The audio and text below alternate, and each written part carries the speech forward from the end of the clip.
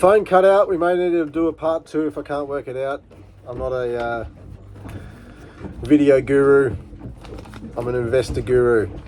But we were talking about markets going through 10 years. Typically, this is property markets go through 10 years of flat, stagnant, and then they go through 5 to 7 years where they hook and go gangbusters. So that's why we like to get into the markets after 8-9 years of stagnant growth, because there can be any time when they're due for the next growth cycle. Rather than what most people like to do is get into markets when they're going gangbusters and they look at days on market. They want to see, days on market 15, 20, 30 days less.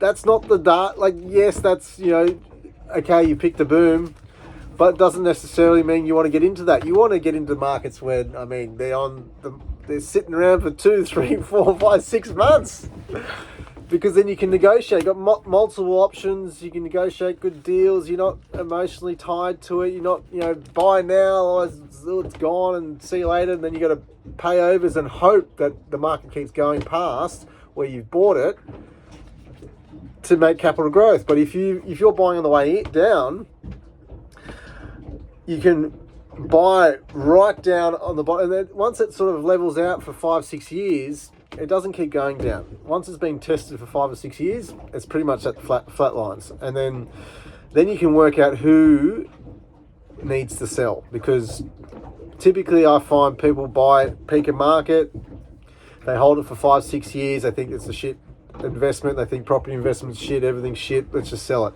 And then they sell it at the wrong time, right before the boom was about to kick off, and they usually let it go for the same price, if not less. I've bought multiple properties for 50, 60, 70 grand less than what the previous person paid for it, because they're just letting it go. They've given up on all hope. So that's the best time you want to get in. When you're buying property for the same, if not less than what someone purchased it for 5-10 years earlier, that's when you know you're getting a good deal in a market that is primed for its next growth run. Because markets don't just stagnate forever.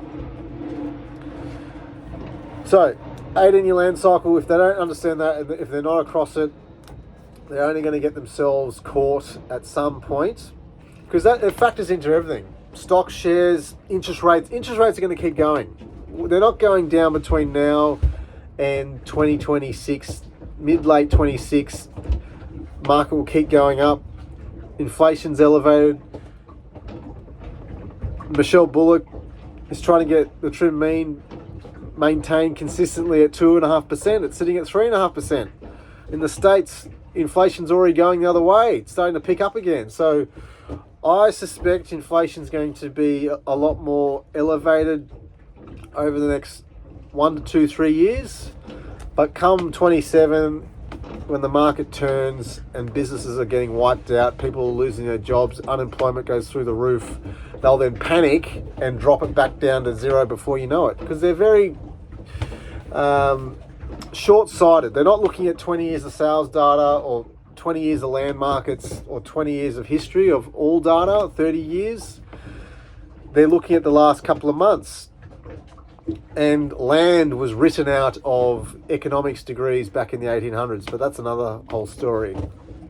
Look up the corruption of economics and read into that.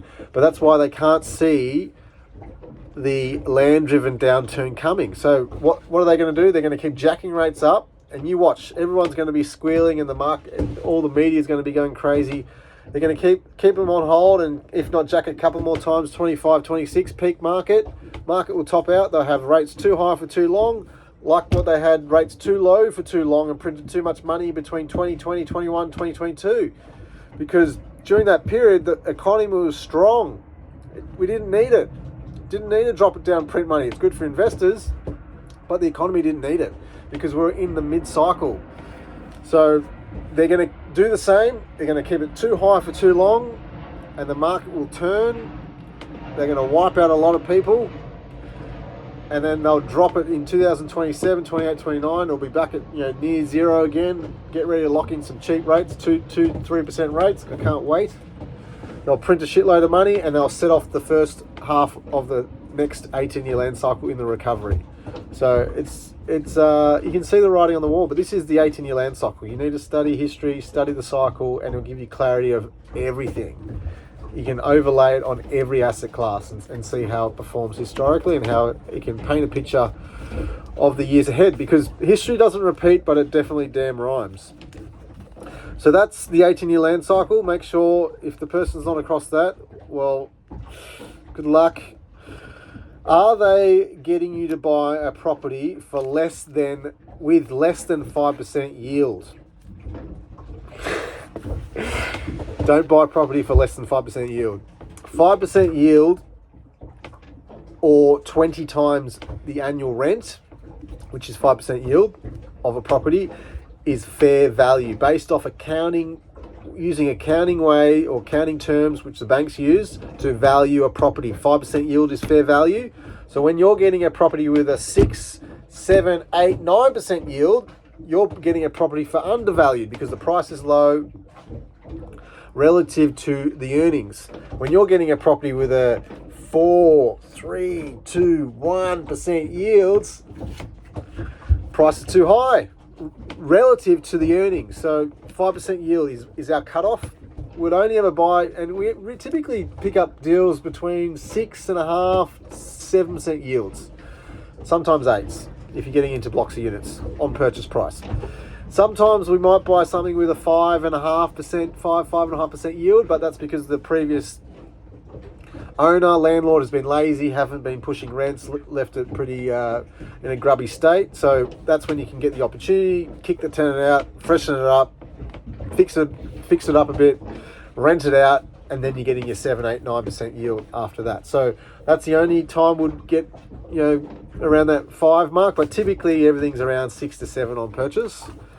So if they're saying buy it because it's blue chip and it's going to grow and blah, blah, blah, blah, blah, bullshit, it's wrong. You're going to get yourself caught out at some point, especially with rates now. I'm paying on average 7.5%, paying as much as 8, 9, and as low as 6.5. So imagine buying a property with a 3% yield.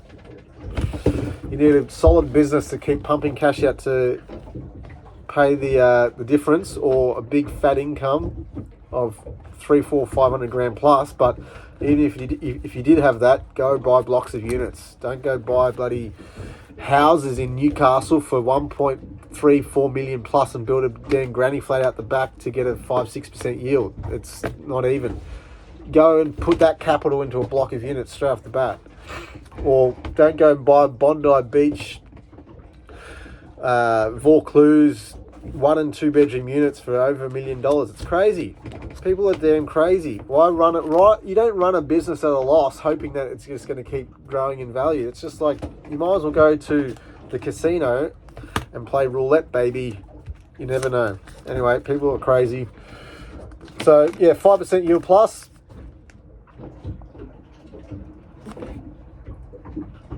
Is the property new and off the plan? Do not buy new and off the plan. I mean, I came out of development.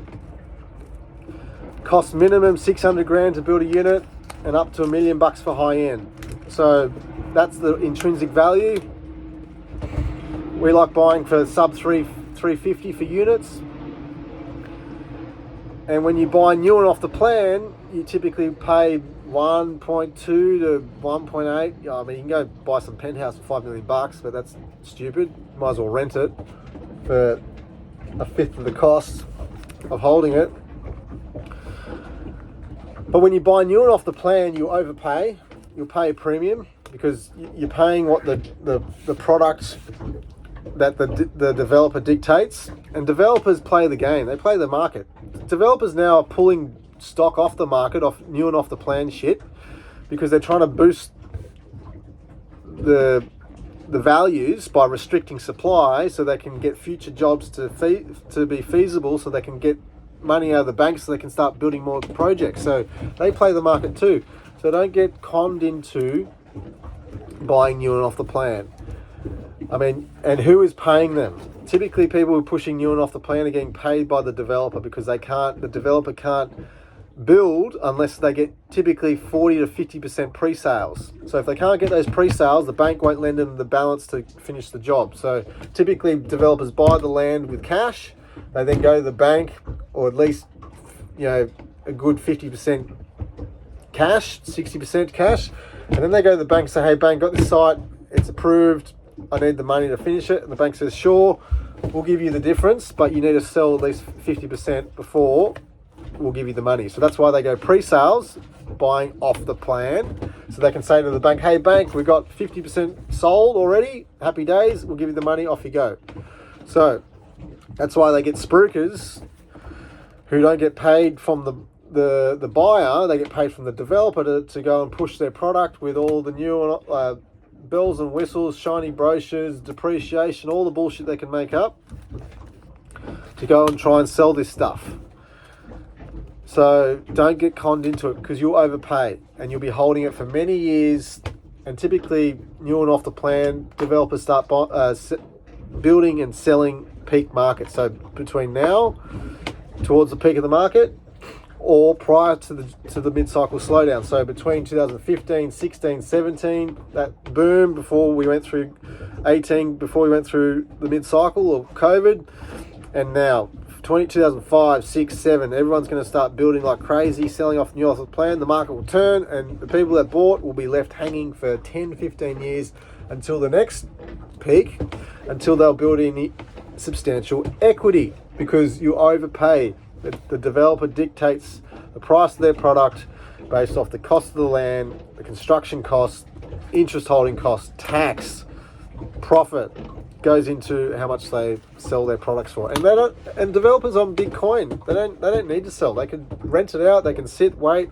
So they're not urgent to sell. That's why they can hold their price. And they're not typically negotiable. And because they know if they start negotiating prices, they got lots of stock, it'll soften the whole market. So the Lend-Leases, the Mirvacs, the big guys doing the big projects, the Malfas, they all hold their price, because once one starts to drop, they'll all drop, and then the whole market will tank. So that's why they always hold their price.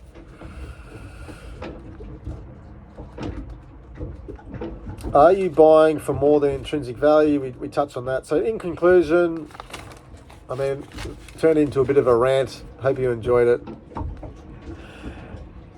Are you stuck? Don't get stuck. Hopefully I've given you something today to show how you can see if you're going to get stooged or not. Be wary of all the spruikers. They're going to be popping out everywhere. But are you stuck? Have you overpaid? Have you bought in a market that's going gangbusters and you don't have much equity and you're not sure if you should hold it or not?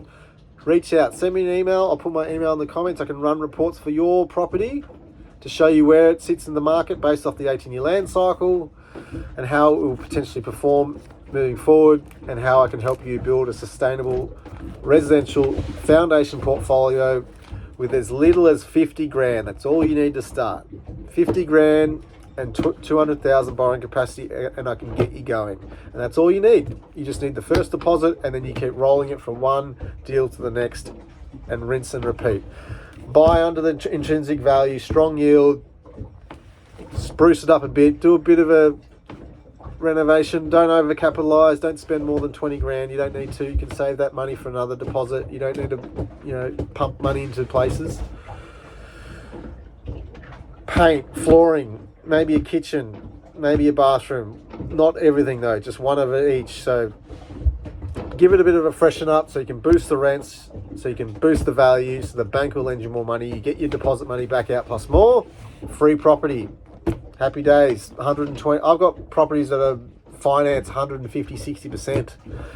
Pull your money back out plus more, reinvest some, save some, away you go. Do it every year. Rinse and repeat. Make it like your routine. It is like my routine buying property. Every year, try and buy something. Every year, refinance something. Every year, I'm going to start offloading something. Rinse and repeat, and just make it like your routine, and you'll never look back. Do it the rest of your life. Teach your kids how to do it. So if you're stuck, you need help, you're unsure, if you bought something and you're not quite sure, or if you're talking to another agent or a spruiker and you're unsure if what they're saying is right, sounds good, sounds too good to be true, ask them the questions. Would you buy it? How many of these have you got? How big is your portfolio? If you need help, reach out today. Happy to chat. See you on the next one.